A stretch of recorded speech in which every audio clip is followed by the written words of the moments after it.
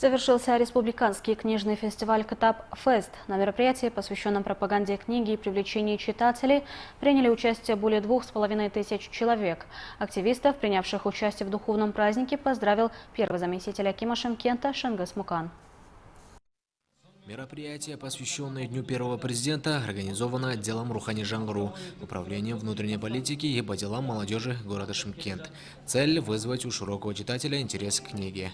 Фестиваль аясында белгілі шымкенттік, оңтүстіктік Издательства, книжные магазины и библиотеки городов Нур-Султан, Алматы, Караганды и Шымкента вели открытый диалог с читателем и проводили встречи на своих площадках. Издательства Казах университета, Фолиант, книжный клуб, Жебе, Қызмет газета, Шуғла Кітап, проектный офис университета имени Мухтара Әуезова, книжные магазины Эрудит, Казана и библиотеки Шымкента предложили посетителям свои новые произведения. Книга – бесценное достояние человечества, источник науки. Несмотря на бурное развитие электронного формата, просветительская роль традиционной библиотеки никогда не теряет своего значения, говорят специалисты.